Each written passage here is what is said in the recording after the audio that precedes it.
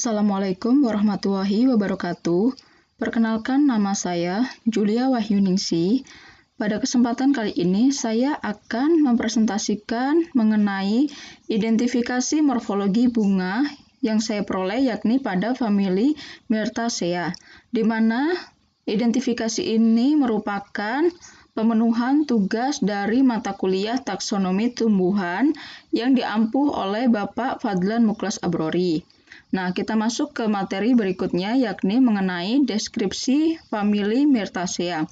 Jadi, menurut Lutfiasari dan Darmono pada tahun 2018 di dalam jurnalnya menyatakan bahwa Myrtaceae merupakan salah satu famili dari ordo Myrtales yang tersebar di daerah tropis dan subtropis. Famili ini memiliki kurang lebih 2050 spesies yang tergabung di dalam 137 genus. Nah, untuk klasifikasi dari famili Myrtaceae sendiri, menurut Departemen Kesehatan pada tahun 2001 adalah yang pertama, divisi dari famili Myrtaceae adalah Spermatophyta. Subdivisinya adalah Angiosperma, kelasnya adalah Dicotyledon, ordonya adalah Myrtales dengan famili Myrtaceae. Baiklah, kita masuk ke materi berikutnya, yakni spesies dari famili Myrtaceae. Seperti yang telah saya jelaskan pada slide sebelumnya, bahwa Myrtaceae ini memiliki lebih dari 2000 spesies yang tersebar di daerah tropis. Nah, salah satunya itu tersebar di Indonesia. Pada identifikasi kali ini saya menggunakan dua bunga dari famili Myrtaceae, yakni bunga karamunting dan bunga jambu air putih. Di mana kedua bunga ini merupakan bunga majemuk. Kenapa dikatakan bunga majemuk? Karena dari setiap ibu tangkainya ini mendukung atau memiliki beberapa bunga lagi. Hal ini juga dapat dilihat pada bunga jambu air putih, di mana setiap tangkainya ini memiliki lebih dari satu bunga. Makanya dikatakan sebagai bunga majemuk. Adapun untuk bunga yang hanya memiliki satu bunga pada ibu tangkainya, seperti pada cabai, itu termasuk ke dalam bunga majemuk. Nah, karena pada bunga yang saya gunakan kali ini merupakan bunga yang setiap tangkainya terdiri atas banyak bunga, maka bunga tersebut tergolong ke dalam bunga majemuk. Adapun pola pertumbuhan bunganya pada kedua bunga ini yakni sama, yaitu adalah multiparosim atau polikasial. Kenapa dia tergolong ke dalam pola pertumbuhan bunga polikasial? Hal ini karena setiap tangkai bunganya itu memiliki lebih dari dua bunga. Adapun untuk bunga majemuk yang setiap tangkainya itu memiliki dua bunga itu, maka dia tergolong ke dalam bunga bipasial.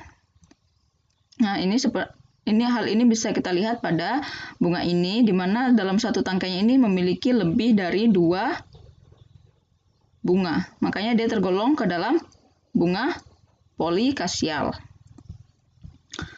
Baiklah, kita masuk ke dalam materi berikutnya, yakni yang pertama ada identifikasi pada bunga karamunting.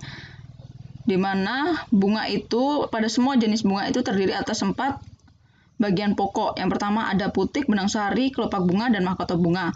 Nah, untuk bunga karamunting sendiri bisa kita identifikasi di sini, di mana bagian putik ini merupakan bagian utama yang berwarna putih di bagian tengah bunga ini. Ini disebut sebagai putik. Adapun bagian sulur-sulur yang berwarna kecoklatan dan kuning-kuning ini merupakan benang sari dari bunga karamunting. Untuk kelopak bunga pada bunga karamunting sendiri ini berjumlah 5 dengan warna ungu ke hijau-hijauan. Ini bisa kita lihat di sini ada 5. Yang duanya tidak terlihat di dalam foto ini. Nah, sama juga dengan mahkota bunganya ini berjumlah 5 yang berwarna keungu-unguan dengan ukuran yang lebih lebar atau lebih besar dari kelopak bunganya. Baiklah, kita masuk ke slide berikutnya, yakni kita masuk kepada simetri bunga pada bunga karamunting.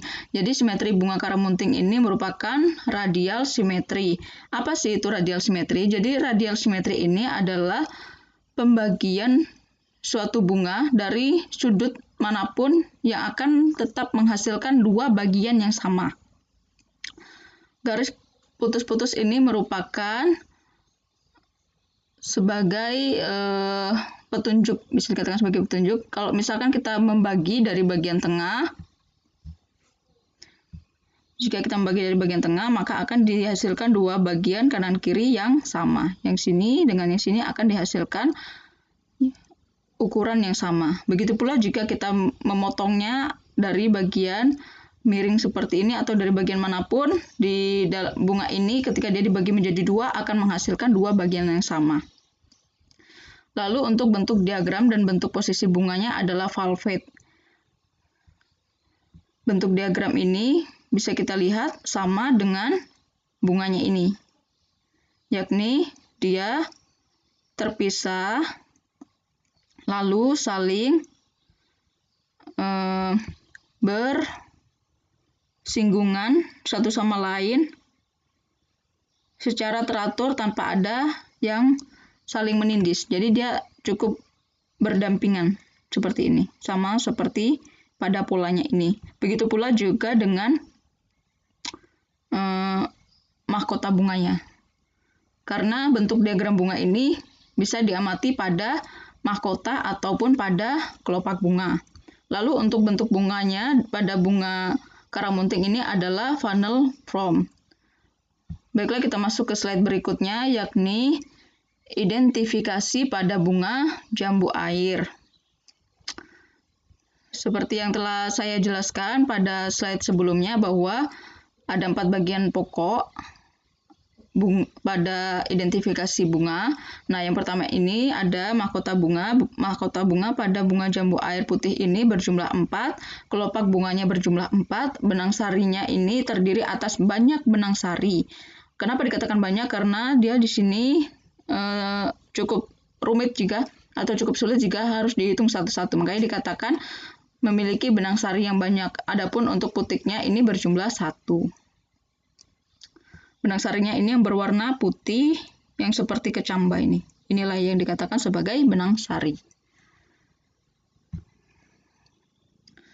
Nah, kita masuk ke slide berikutnya, yakni mengenai simetri bunga pada bunga jambu air putih ini adalah radial simetri.